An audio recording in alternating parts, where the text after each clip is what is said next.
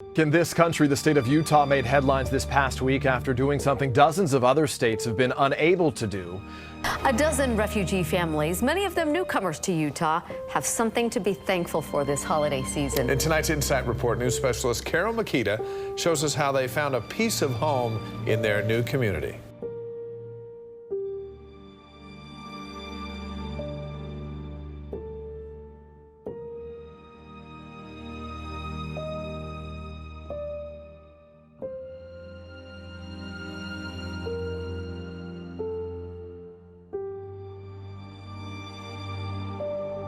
About 10 years ago, there was a need for housing for refugee families that were settling in the Salt Lake City area. And also there was a need for housing for homeless families and homeless youth. Refugees, women, they were asking me, they said, we're looking for a house that we could afford it for us and for our kids. But there's American living in the street. That hurt my heart. Why there's American living in the street? Seriously, they were crying. And they said, why is like this? You know, I thought this America is rich. They don't want it to say, give me better house.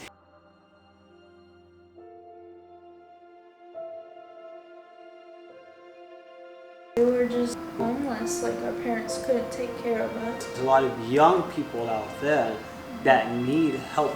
We did a lot of stuff in order just to get here. Some communities like Bud Bailey need to happen.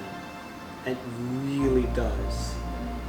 They shared with us their vision for this facility, and they wanted it to be a special place. And the more we learned about them and the people that this would be serving, the more our hearts were just vested in this opportunity. It really started to speak to us and speak to our hearts a lot more. That this was not just another design project. This was a project that affected people's real lives, and it affected their day-to-day activities. It affected their experiences of their children and how they would grow up and what kind of life they would start. We have something over 20 different countries represented and over 30 different languages represented on site. So this gets to be this hub of culture. I think the look and feel are changing the face of that neighborhood and the impression of the public on that neighborhood.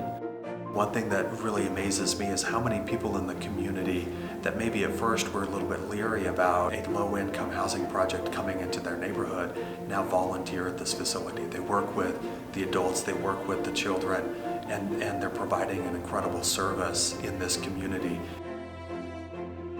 We wanted this to look and feel different than a lot of the things that are being developed around the city and around the country. The design of each of the units was really thinking about the diversity of different family types. And so we knew that the things that were common with all of those is having spaces that were open within the units, lots of natural daylighting, so the windows into the living areas are actually quite large for an affordable housing project. The Bud Bailey project was designed according to Enterprise Green Community certification. We have enough room for solar panels to power all of the public spaces of the buildings. So something we really love about Bud Bailey Apartments is the way that color is utilized to define space. So each floor of each apartment building has its own color scheme so that people who are unfamiliar with English lettering and numbers can still identify that they are on the correct floor of their apartment. We get the opportunity through these spaces that are built into Bud Bailey Apartments to really build community, build friendships and relationships, and kind of cross those barriers that we have as humans. Bud Bailey Apartments, I see it as a innovative community approach to helping people in need. We really hope that Bud Bailey can be an example of what affordable housing can and should be for the folks that live there, something that's inspiring and different and uplifting and a wonderful place for these people to live.